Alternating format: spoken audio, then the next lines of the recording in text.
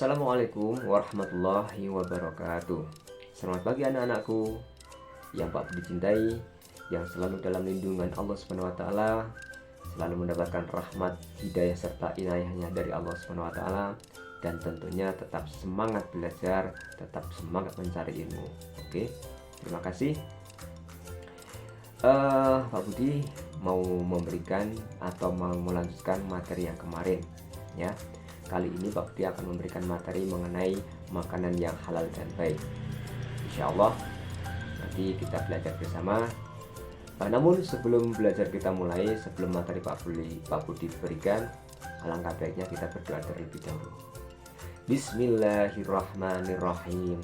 Raditu billahi robba wa bil islami dina wa bi Muhammadin nabiyya wa rasulah.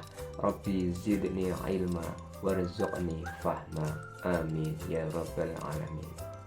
Semoga dengan doa kita Allah memberikan kemudahan, memberikan kelancaran, memberikan akal pikiran yang terbaik buat kita, sehingga materi yang kita dapat memahami secara baik dan benar.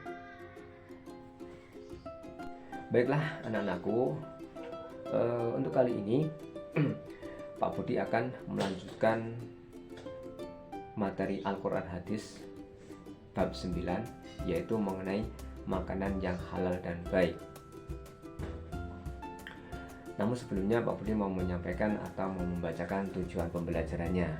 Yang pertama, peserta didik dapat mendemonstrasikan hafalan surat Al-Baqarah ayat 168 sampai 169. Kemudian surat Al-Baqarah ayat 172 sampai 173 dan hadis tentang makanan yang halal dan baik. Tujuan yang kedua, peserta didik dapat menyebutkan makna mufradat Quran surat Al-Baqarah ayat 168 sampai 169. Kemudian surat Al-Baqarah ayat 172 sampai 173 serta hadis tentang makanan yang halal dan baik. Tujuan yang ketiga, peserta didik dapat menganalisis kandungan surat Al-Baqarah ayat 168 sampai 169, surat Al-Baqarah ayat 172 sampai 173 dan hadis tentang makanan yang halal dan baik. Tujuan yang keempat, peserta didik dapat menunjukkan perilaku selektif terhadap makanan dalam kehidupan sehari-hari. Baiklah, marilah kita mengamati gambar yang ada di samping ini, kemudian memahami surat Al-Baqarah ayat 168 sampai 169. Sebelum kita memahami lebih mendalam kandungan ayat tersebut, mari kita baca bersama-sama. A'udzu billahi minasyaitonir rajim. Bismillahirrahmanirrahim. Ya ayyuhan nasu kulu mimma fil ardi halalan tayyiban wa la tattabi'u khutuwatis syaitan innahu lakum aduwwum mubin. Innama ya'murukum bis-su'i wal fahsya'i wa an taqulu 'ala Allahi ma la ta'lamun. Terjemahannya, wahai manusia, makanlah dari makanan yang halal dan baik yang terdapat di bumi, dan janganlah kamu mengikuti langkah-langkah setan. Sungguh setan itu musuh yang nyata bagimu. Sesungguhnya setan itu hanya menyuruh kamu agar berbuat jahat dan keji dan mengatakan apa yang tidak kamu ketahui tentang Allah Subhanahu wa taala. Dalam Al-Quran surat Al-Baqarah ayat 168, penjelasannya yaitu Allah Subhanahu wa taala menyuruh manusia untuk mengkonsumsi makanan dan minuman yang halal dan baik. Makanan dan minuman yang halal dan baik adalah yang diperbolehkan oleh agama, baik dari segi zatnya maupun hakikatnya. Sebagai lawannya adalah makanan yang diharamkan oleh ajaran agama, baik karena zatnya maupun hakikatnya.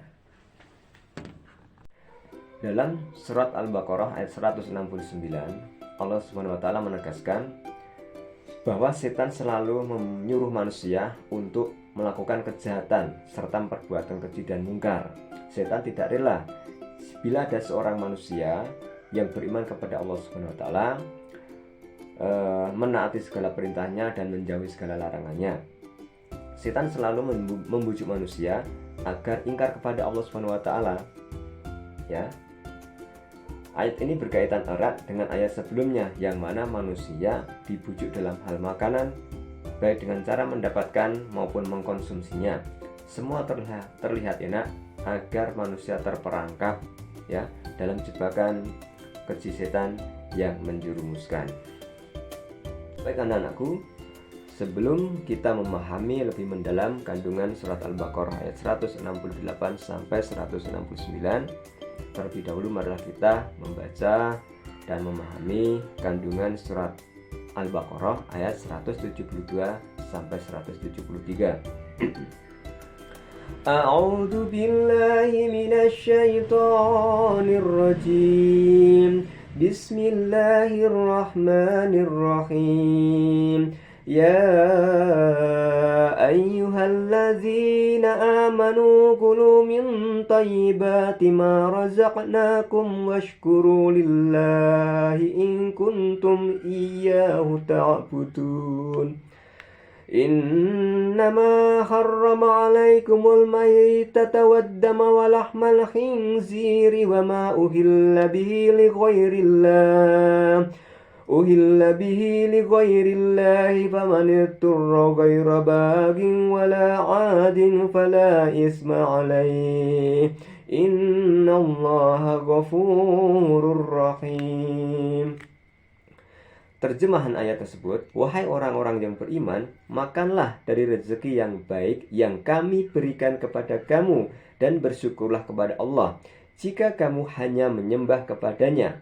Sesungguhnya dia hanya mengharamkan atasmu bangkai, darah, daging babi, dan daging hewan yang disembelih dengan menyebut nama selain Allah. Tetapi barang siapa terpaksa memakannya bukan karena menginginkannya dan tidak pula melampaui batas, maka tidak ada dosa baginya. Sesungguhnya Allah Maha Pengampun lagi Maha Penyayang. Surat Al-Baqarah ayat 172 sampai 173. Penjelasannya, dalam surat Al-Baqarah ayat 172 Allah Subhanahu wa taala memerintahkan agar manusia mengkonsumsi makanan yang baik sebagaimana yang telah ditegaskan dalam ayat 168. Akan tetapi dalam ayat ini Allah Subhanahu wa taala secara khusus menyerukannya hanya kepada orang-orang yang beriman. Selanjutnya Allah Subhanahu wa taala menyuruh orang-orang yang beriman agar selalu mensyukuri nikmat Allah Subhanahu wa taala jika mereka benar-benar beribadah atau menghambakan diri kepadanya. Bersyukur artinya menggunakan nikmat Allah Subhanahu wa taala untuk mengabdi kepadanya atau menggunakan nikmat Allah Subhanahu wa taala sesuai dengan yang dikehendaki olehnya. Antara bersyukur dan beribadah erat sekali kaitannya, sebab manifestasi syukur hakikatnya adalah beribadah kepada Allah Subhanahu wa taala. Misalnya, nikmat makanan atau harta, maka cara mensyukurinya dengan ikut membangun sarana agama, menolong orang kelaparan, membangun fasilitas umum, dan lain sebagainya.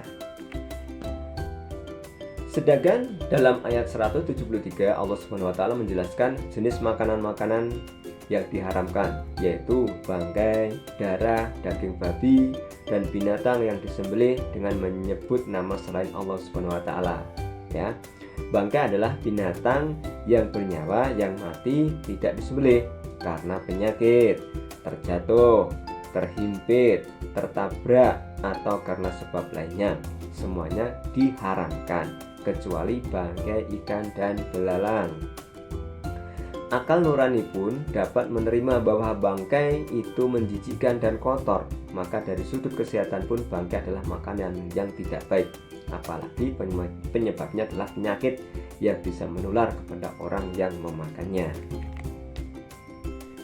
Baiklah, makanan yang diharamkan lainnya adalah daging babi. Allah SWT tidak menyebutkan alasan-alasan mengapa daging babi itu diharamkan. Tetapi sebagai orang yang beriman, kita harus menerimanya dan meyakininya dengan seyakin-yakinnya jika daging babi itu memang diharapkan oleh Allah SWT. Jika kita mencari-cari hikmahnya bukan karena hendak mengubah hukum, tetapi untuk menguatkan hukum tersebut. Hikmah daging babi diharamkan antara lain kita akan terhindar dari kotoran dan penyakit yang ada pada daging babi tersebut. Sebab babi adalah binatang yang sangat jorok dan kotor. Maka orang yang beriman akan terhindar dari karakter babi yang kotor tersebut. Binatang lain yang diharamkan adalah binatang yang disembelih bukan karena Allah SWT, ya, yaitu binatang yang disembelih dengan menyebut nama selain Allah SWT. Misalnya nama berhala, ya, kaum penyembah berhala, wasaniyin, apabila hendak menyembelih binatang akan menyebut nama berhala seperti Lata, Uzza dan lain-lain. Ini berarti suatu takarub kepada Allah SWT dan menyembahnya. Baiklah anak-anakku yang masih tetap semangat belajar, kita masuk ke rangkuman. Dari materi tadi kita merangkum. Yang pertama, Allah SWT menganjurkan kepada orang-orang beriman agar memakan makanan yang baik dari apa yang dirizkikannya. Kemudian agar manusia senantiasa bersyukur atas segala nikmat yang diberikan olehnya dan senantiasa hanya mengabdikan diri kepadanya. Yang ketiga, makanan yang diharamkan Allah SWT adalah bangkai, darah, daging babi, dan binatang yang disembelih dengan menyebut selain nama Allah SWT. Kemudian yang keempat, dalam keadaan darurat boleh memakan yang diharamkan Allah SWT sebatas keperluan untuk menyelamatkan diri.